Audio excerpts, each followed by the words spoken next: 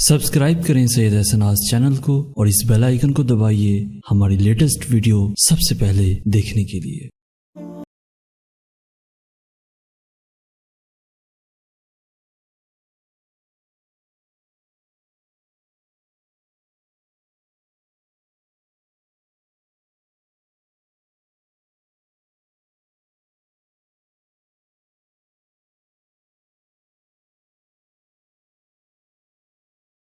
یہ نہیں ہو سکتا، یہ نہیں ہو سکتا، میں اس شادی سے انکار کر دوں گا۔ میں نے پختہ لہجے میں کہا تو وہ بھی پڑ گئی۔ نہیں نہیں نہیں نہیں نہیں، تم ایسا کچھ نہیں کرو گے۔ یہ کہاں لازم ہے کہ جس سے محبت ہو شادی بھی اسی سے ہو؟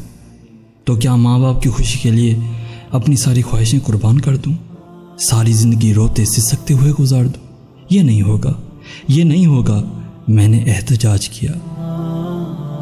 پاگل ماں باپ کو الزام مت دو، وہ تو بس ایک ذریعہ ہوتے ہیں، باقی سب تو نصیب کی بات ہے۔ جو لکھنے والے نے لکھ دیا وہ ہو کر رہتا ہے۔ اور محبت میں نے پوچھا۔ بولی محبت بھی جس سے ہونی ہوتی ہے ہو جاتی ہے۔ ہمارے ارد گرد ہزاروں لوگ ہوتے ہیں، لیکن وہی چہرہ جی کو بھاتا ہے جو اس نے مقدر کر دیا ہو۔ پھر جھگڑا کس بات کا؟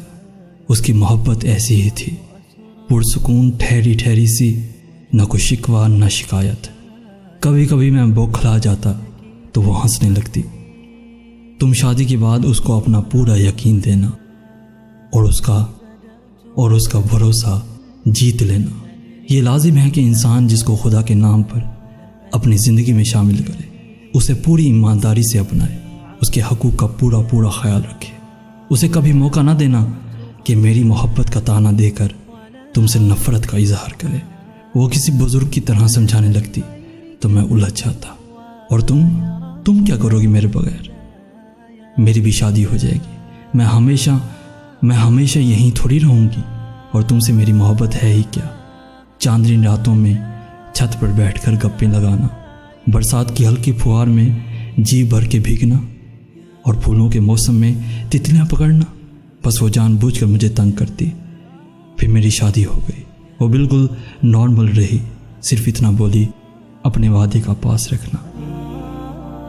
میں اس کی محبت دل میں چھپا کر اپنا عہد نبھاتا رہا۔ پھر اس کی بھی شادی ہو گئی اور وہ دوسرے شہر چلی گئی۔ میں نے کبھی اس سے ملنے کی کوشش نہ کی، مگر دل کی خلش بڑھتی رہی۔ کئی ماہ بعد اپنے کام کے سلسلے میں اس کے شہر جانا ہوا۔ دل نے مجبور کیا تو اس کی طرف چلا گیا۔ بہت خوشی سے ملی، بہت خوبصورت گھر تھا، گھر کے مکین بھی بہت اچھے تھے، سب اس کی بہت تعریف کر رہے تھے۔ میں نے پوچھا خوب دل لگ گیا ہے یہاں پر؟ کہنے لگی پرانے دل کے ساتھ رہنا مشکل لگا، سو میں نے اپنا دل پالش کر لیا۔ پالش؟ میں ہنسا۔ وہ بولی جب سب کچھ نیا تھا تو سوچا دل بھی نیا ہونا چاہیے، سو اب کوئی مشکل نہیں۔ چاندنی راتوں میں چادر سر تک تان کر سو جاتی ہوں، بارش کے دنوں میں پردے گرا کر ٹی وی دیکھتی ہوں، اور پھولوں سے اب الرجی ہوتی ہے۔ میں جو یہ سوچ کر آیا تھا کہ مجھ سے بیتے دنوں کا حساب مانگے گی، اپنے درد کے قصے سنائے گی، بہت سے گلے شکوے کرے گی، پر ایسا کچھ بھی نہ ہوا۔ وہ بالکل عام سی باتیں کرتی رہی۔ میں بکھر گیا، خود کو سنبھالنا مشکل لگا، تو شکستہ دل لیے اٹھ کھڑا ہوا۔ وہ شاید میری کیفیت بھانپ گئی۔ اٹھ کر کھڑکی کا پردہ برابر کرتے ہوئے بولی، کمبخت، پالش میں ایک خرابی ہوتی ہے،